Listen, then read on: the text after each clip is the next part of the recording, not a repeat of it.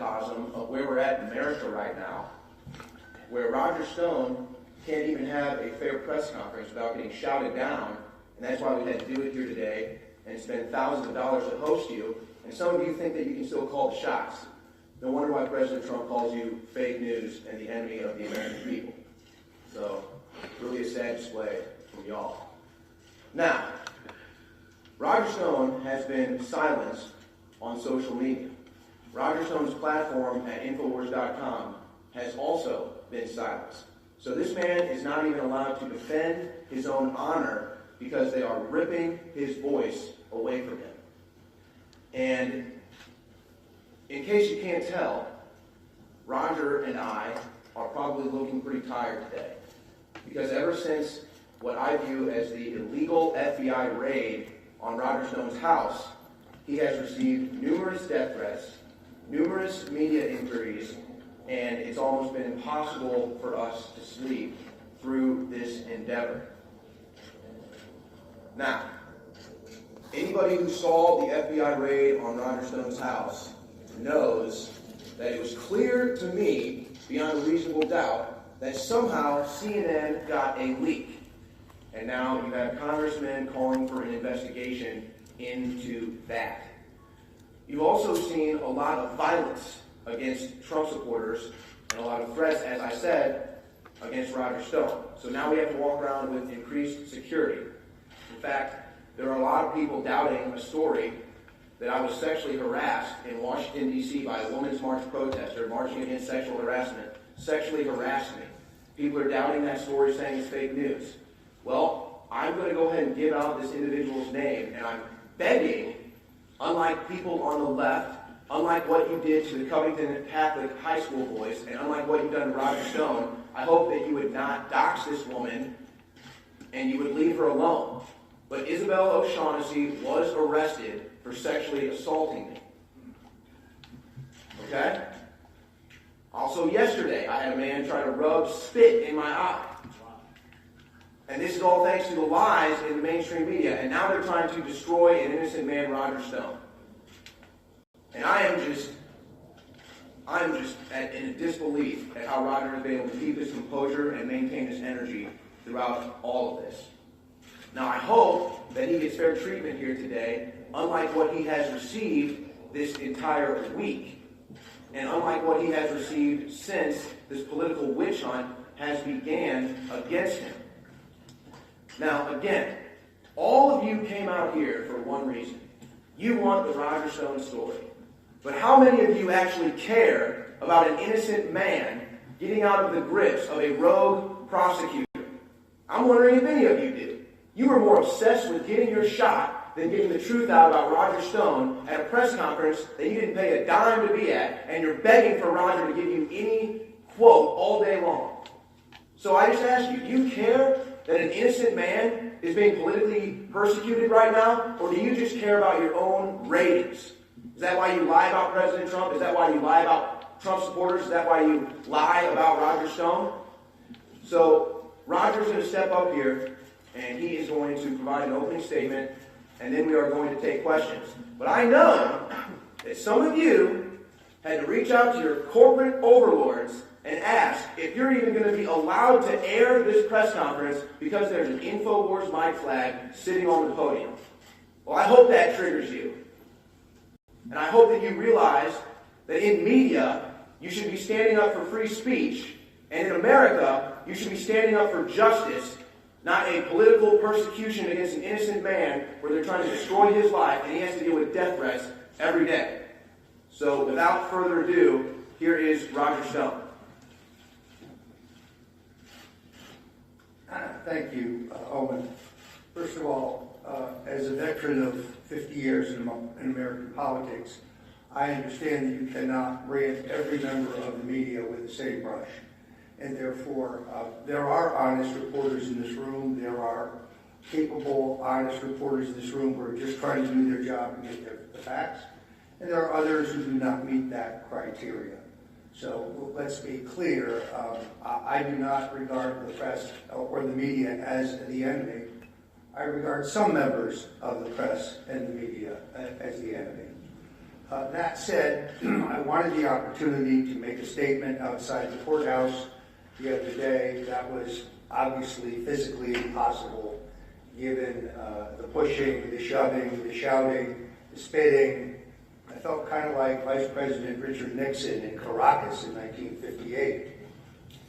I want to say, to begin with, that as I think most of you know, I have pled not guilty to the charges against me.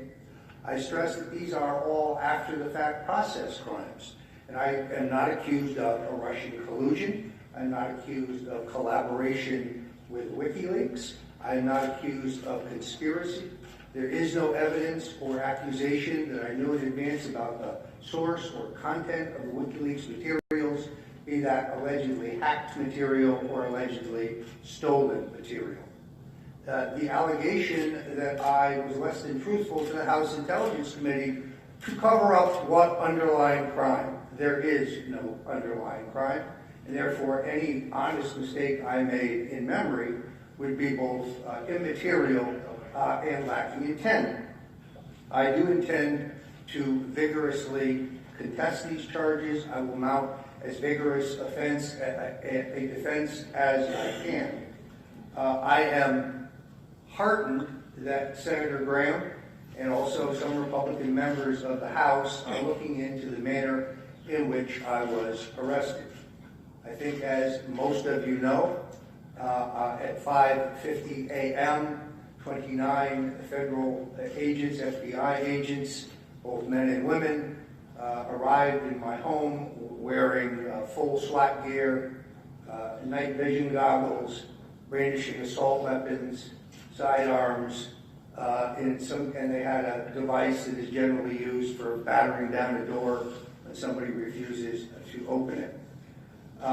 There were 17 vehicles in the front yard, 2 of them armored. There was a helicopter overhead. I live on a canal. There were 2 amphibious units in the water. My house was completely surrounded by armed agents covering every exit.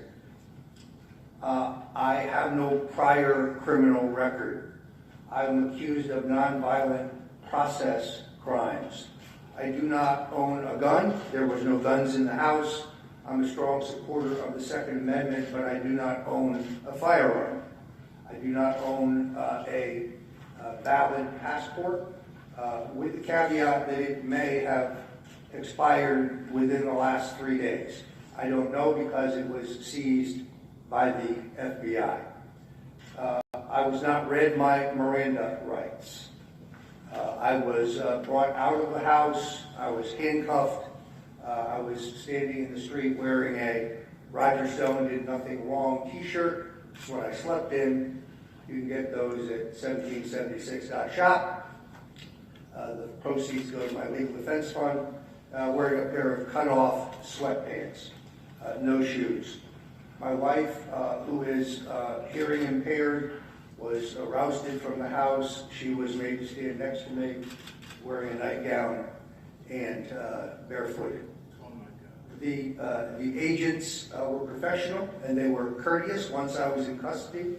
I have no complaint about their conduct, but the special counsel's office was well aware of the fact that I was represented. They knew the name and phone number for my lawyers, and it remains an absolute fact that my attorneys learned that I had been arrested from CNN before they had been contacted by the government. I'm heartened by the fact that Senator Graham and these House Republicans will get to the bottom of why this show of force was necessary. If I was considered dangerous, then why was the CNN camera crew allowed within 25 feet of my front door? The street, which is a one-way street, was sealed off, and nobody else, including people living on the street, were allowed to enter. So if CNN was there before the raid began, why were they allowed to stay in view of the fact that I was obviously considered dangerous? I am very tired, as you can see, but I will take your questions. The point, I guess, that bothers me the most before we get there is that FBI Director Comey lied under oath to the Congress.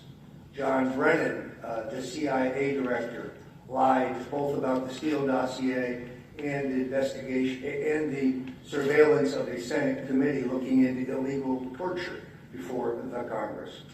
Mr. McCabe, the associate director or assistant director of the FBI, lied under oath to Congress. General Clapper lied about the existence of a metadata collection program on Americans. These are consequential lies. These are lies that are material. And then, of course, Hillary Clinton not only lied, but she also destroyed evidence. And she lied about whether or not she had received or sent classified information, a national security breach. But there is no interest by the special counsel in any of these acts of perjury. Additionally, the New York Times reported on January 20th, 2017, that I was among three advisors to Donald J. Trump who was under surveillance. The Times has declined to retract that story. They stand by that story.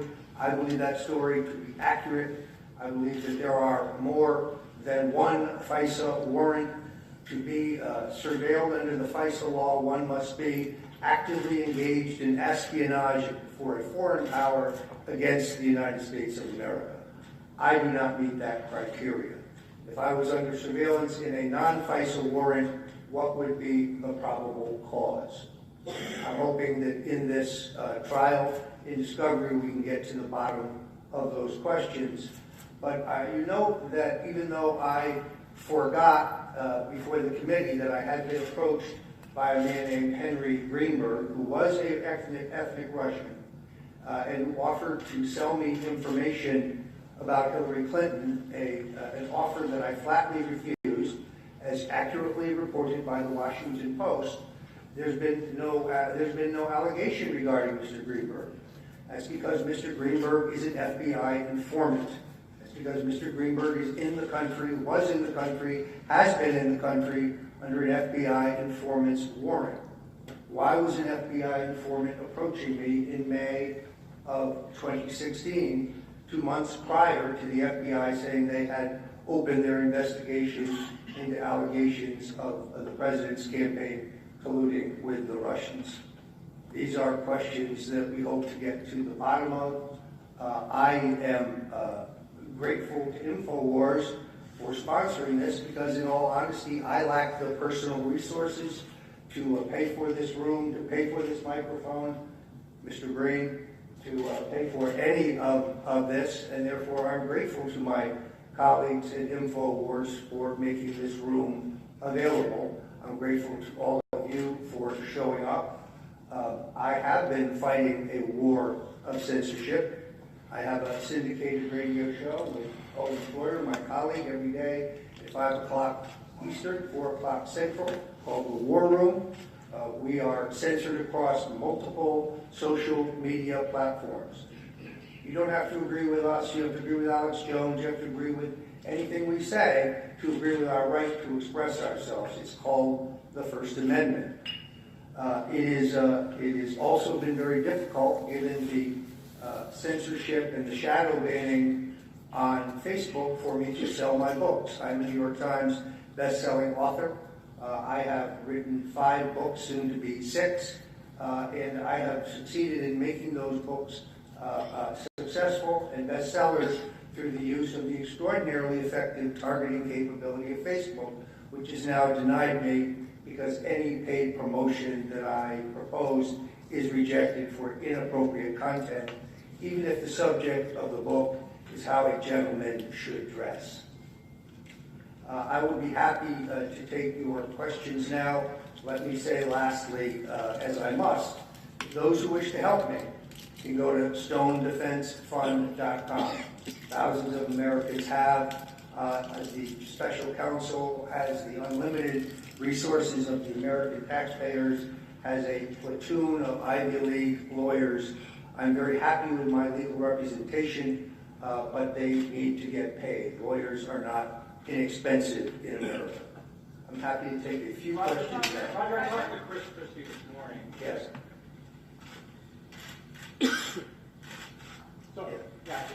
Chris Christie this morning about the details of the indictment. Yes. As you know, he's a former prosecutor, Yes. a Republican, and a Trump supporter. Yes. So pretty knowledgeable on this and pretty fair, I would think.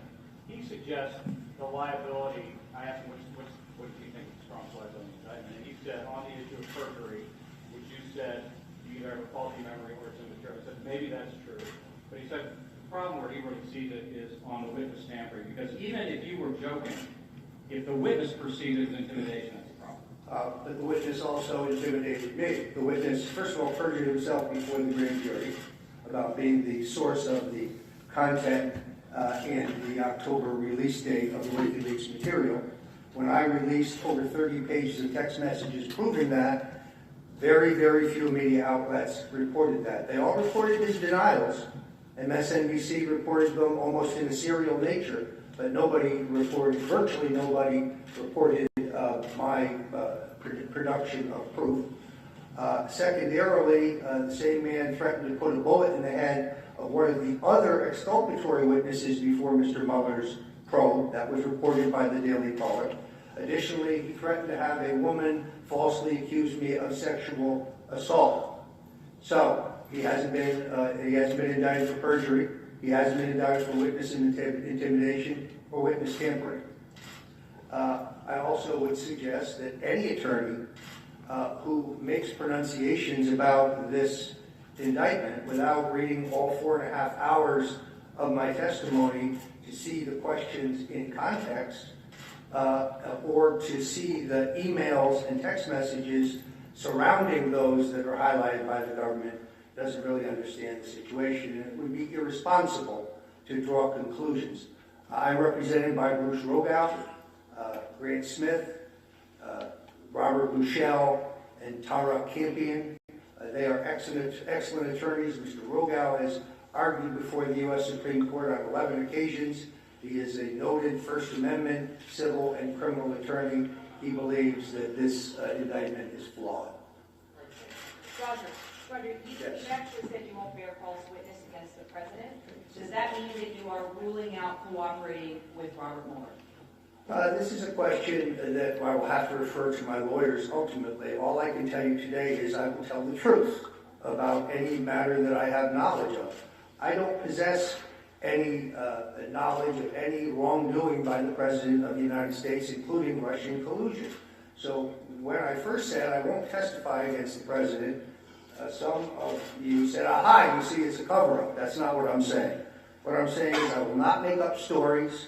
I will not bear false witness. I will not say things that are not true. I will tell the truth. Have you talked to the president since the raid? I have not. You have not talked to him? I have not. Okay, also the special counsel's latest filing, it says the evidence against you is voluminous and complex. Does that scare you at all? My attorneys have agreed to that. It is so voluminous and complex that a speedy trial is literally impossible. So we stipulated to that in the hearing before the magistrate, and both parties agreed to that. Do you think the hack of the DNC was a good thing for America? I think the hack of the DNC is an accusation that is unproven in any court of law in the United States. It is an assertion, but there is substantial forensic evidence that may never have been hacked at all. So I understand the credibility of those making that charge, but it is unproven in court. What do you think of this? Alicia Powell of Excluded Media. So the basis of the premise probe, the Russia probe, what the dossier says is that Donald Trump colluded with Russia to hack the DNC server. That's never been proved by the FBI. Or anyone In else. fact, Donna Brazil said that the DNC destroyed the server, hired a private cybersecurity firm, CrowdStrike, to give the FBI replicas of what was on the server, and that's the basis of the probe. Do you think that the acting attorney general should be looking into why the DNC destroyed its server, which is, like I said, the basis of this whole Russia investigation? Well, we don't know whether they have destroyed their server. We do know I'm being sued by the Democratic National Committee, and my attorneys in that action have sent a spoliation letter demanding that the server be maintained and preserved so that it can be inspected, and we can get to the bottom of the question as to whether the DNC was ever hacked at all by anyone. Maybe you should be standing up here with me. Yes, sir.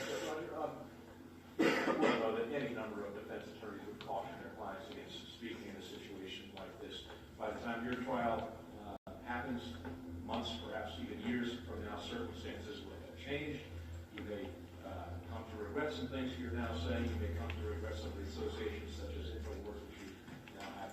What kind of advice are you getting from your attorneys about this? Why are you speaking like this? Well, first of all, if you've read my book, Stone's Rules, which I highly commend, I believe that in the current atmosphere, when one is accused of wrongdoing and one has no response, either is not available or doesn't comment, there's a presumption of guilt that perhaps is unfair but very real. I know what I did. I know what I didn't do. I know the facts of the case. I don't think I said anything today that I will regret. And it will be obviously said with greater documentation in court in due time. As far as InfoWars is concerned, it's a media outlet. It's a network. I don't subscribe to everything Alex Jones says. Alex Jones doesn't subscribe to everything that I say. I'm probably a bit more libertarian than he is. We have many talented people there, but it is a perfectly reputable platform. I'm responsible for the things that I say. I agree with Alex Jones on a number of things. I'm a nationalist. He's a nationalist. We believe in American sovereignty. We believe in American exceptionalism. I'm grateful to them for hosting this, because otherwise I'd have no reasonable forum in which I can answer your questions. My cell phone is the only electronic device that I still have, which was restored to me by the FBI. I'm 400 messages behind from reporters wanting to ask me questions, so this was the most efficient way to do so. Roger, if you take yourself out of the equation and you just look at the broad scope of this, how do you explain the fact that Manafort, Flynn, Cohen, Papadopoulos case all have been found guilty of lying and all about one issue, which is Russia? I'm not sure I agree with that formulation. That they were accused of that. I'm not any of them. I can only speak to my own case, and I am not guilty. Roger, are you ready tomorrow for Judge Jackson to give you a gag order? That's certainly a possibility. We'll deal with that when it comes. I would point out that I make a living writing and speaking about politics. I would hope that the court would take that into consideration. Obviously, the government has not made a motion for that as of today that we're aware of. It would require a hearing, as I understand it. Obviously, I would adhere to any ruling of the court if they should do that. On the other hand, I would also have the right, as I understand it, to appeal. So let's see what happens. Well, it looks like investigators still want to talk to Andrew Miller.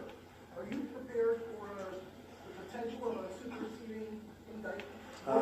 I'm not aware of any information Mr. Miller has that would be detrimental to me. I have not spoken to Mr. Miller since the time that he was subpoenaed.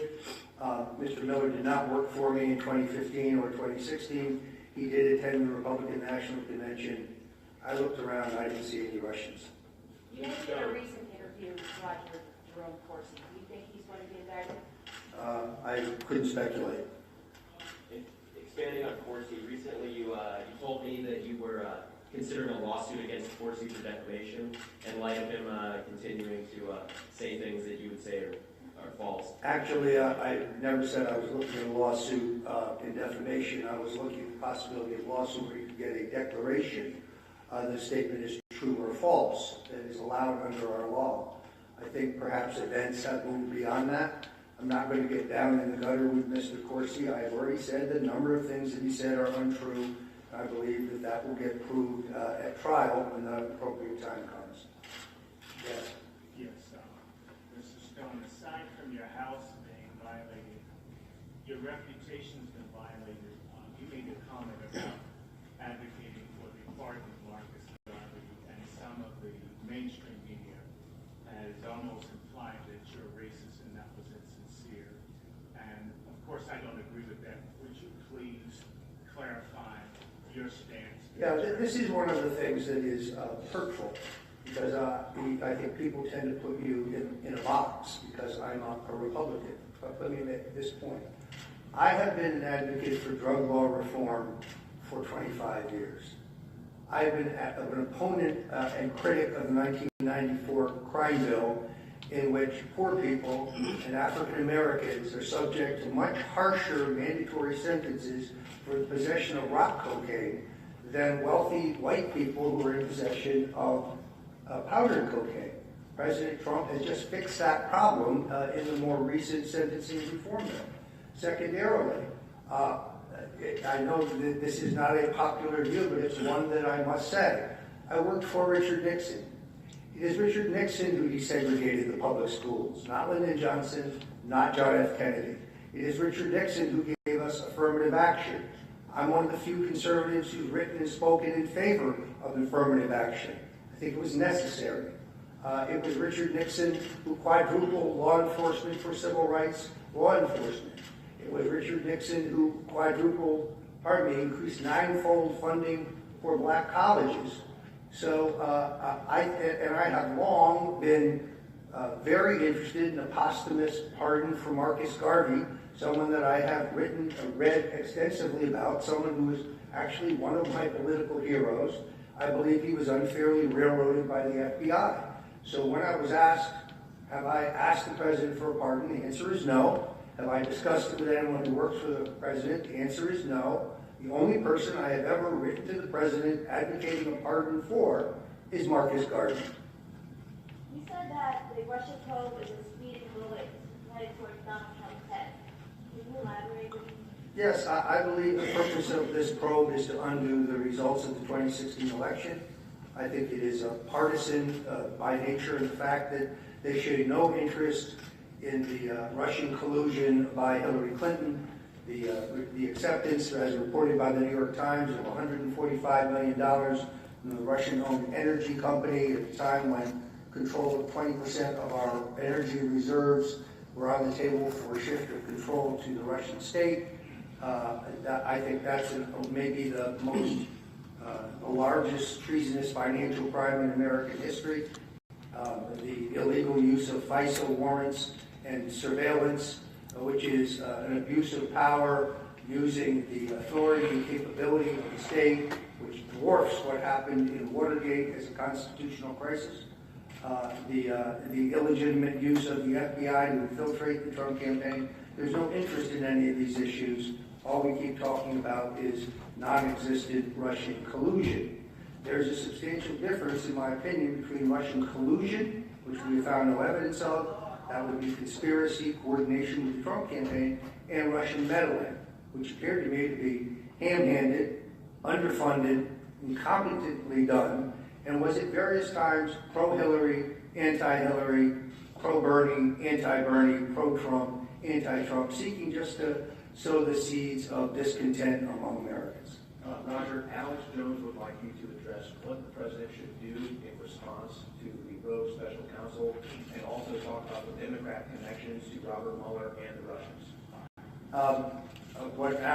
What Owen speaks to is the fact that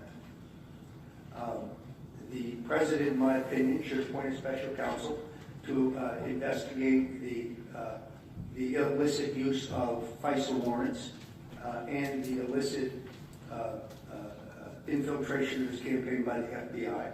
He should direct his Attorney General, either the acting Attorney General or his new Attorney General, to do that. He has that authority. I also think he should declassify the documents surrounding the FISA warrants and find out whether there are additional FISA warrants, as I believe they are. And it is well known that Mr. Rosenstein was the U.S. attorney who was aware of bribes by the Russian energy company, but approved the Uranium One deal anyway. And Mr. Mueller was the man who took the uranium samples to Stockholm for inspection by the Russians as a condition of closing the deal. I think these are legitimate issues that should be investigated by the Justice Department. What should the president do about the war on the media? Well, in my opinion, he should direct the Justice Department to enact antitrust action to stop the racketeering of the big tech companies that would censor some of us but not others. When I see Jerry Nadler sit in the Google hearing for the House Judiciary Committee and say censorship of conservatives by Google is a conspiracy theory, that's not true. We have internal memos, we have internal videos from Google. We have extensive proof that that is a willful strategy by those companies. to believe that everybody banned InfoWars on the same day, but they never spoke to each other, which would be collusion, is just not credible. I think Mr. Cook should be under oath. I saw Mr. Pai under oath. He perjured himself again and again and again. China? Where's China? I don't even know. I couldn't even find China on a map. We're not doing business in China. That's a lie.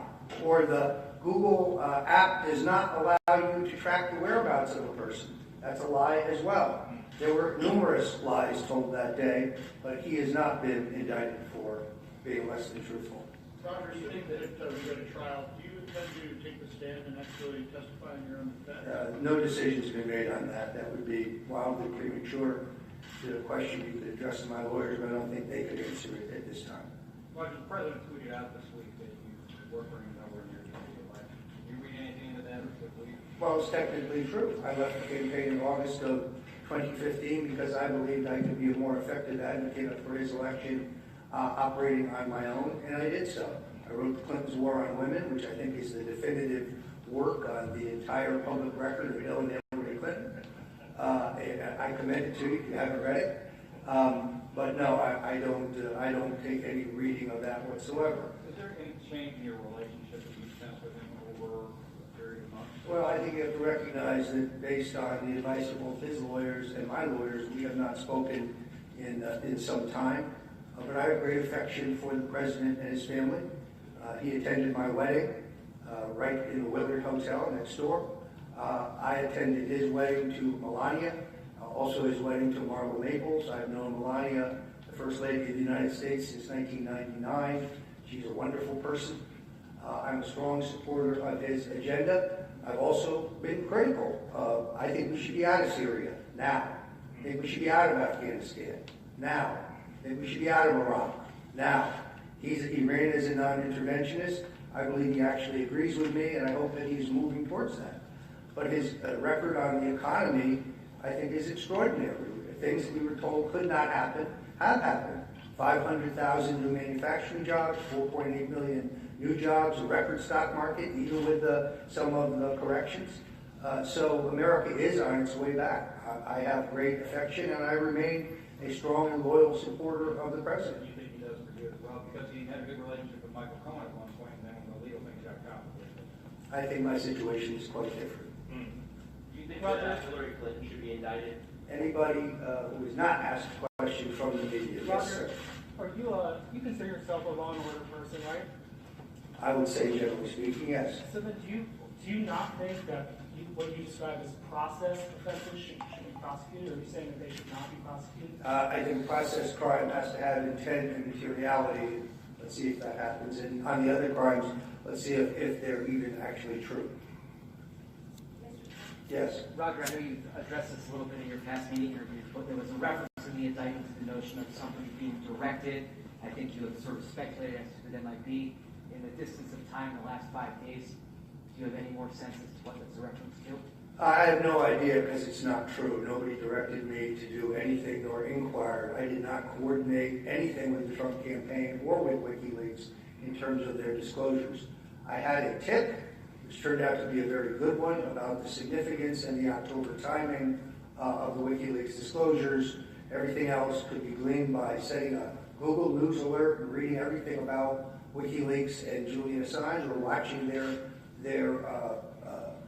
WikiLeaks Twitter feed when I was not banned on Twitter. And therefore, my purpose was to hype the disclosures to draw voter and media attention to the ultimate release of material.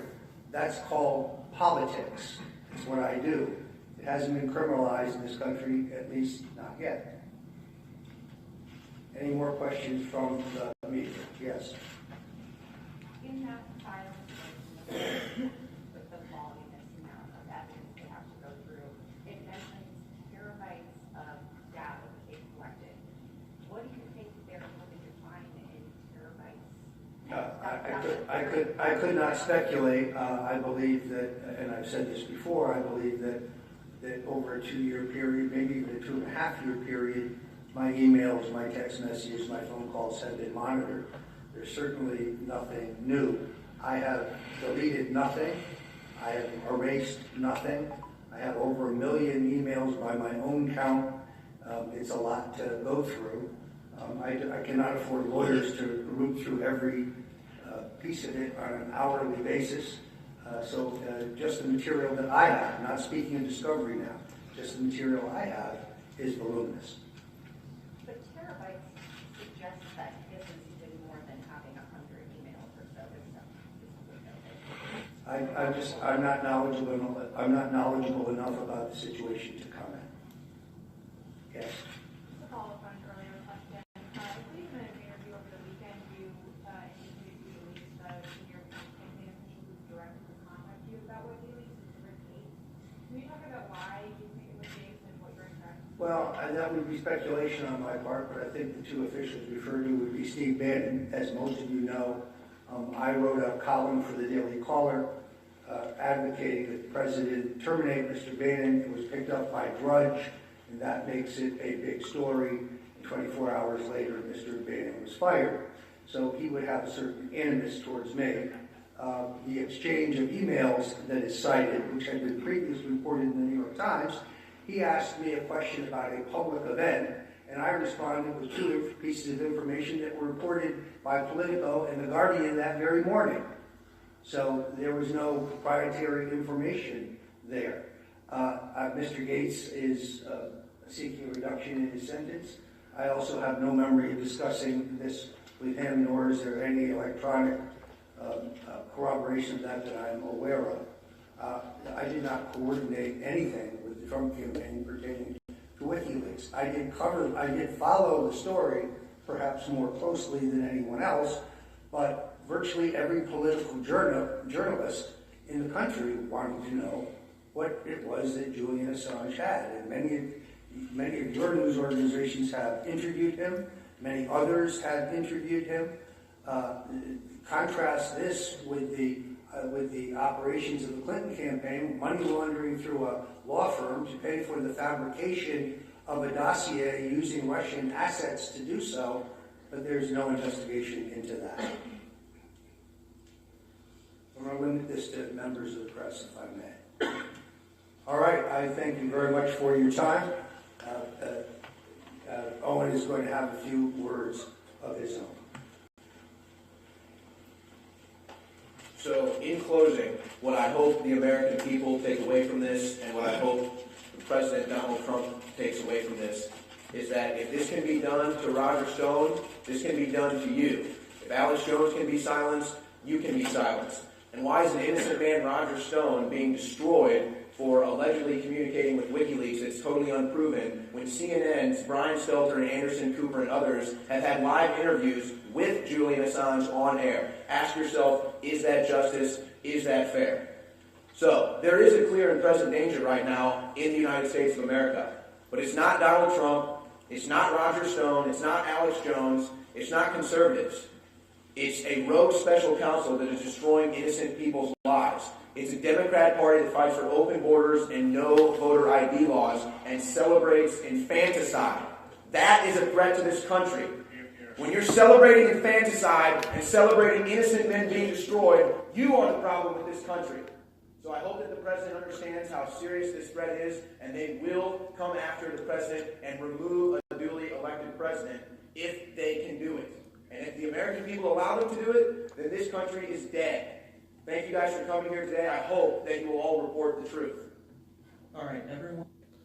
Folks, I've been saying this for a while. The whole Russia narrative was all made up. It was in the WikiLeaks email. There is no evidence that the DNC or John Podesta emails were even hacked. There were Clinton emails on Anthony Weiner's laptop. Uma Abedin had access to Hillary Clinton emails when she was Secretary of State. The FBI never did their own personal investigation of the Clinton servers. And also in the John Podesta emails, it clearly states that the Russia narrative would be used if Hillary Clinton lost the election. Couple of weeks ago, former FBI Deputy Assistant Director Terry Turchie said that they undermined the left when he was a member of the FBI, Robert Mueller, when he was head of the FBI, testified in front of Congress that Saddam Hussein had weapons of mass destruction, which we all know was a lie. And now they expect the Democratic Party and the people that actually believe this whole Russia thing, that we should take Mueller's investigation as credible when he is a proven liar. Folks, the whole thing was made up. Hillary Clinton was trashed. And like Terry Turkey said, you will continue to see stuff like this that happened to Roger Stones and other people as long as the Democrats have control of the House of Representatives. Thanks for watching Random Bullshit. If you like the content, feel free to share it, like and subscribe to the channel. If you want to be a contributor to the show, hit the links below, become a Patreon. You can hit us over at PayPal, or you can use your debit or credit card on the Streamlabs app. Peace, and I'm out.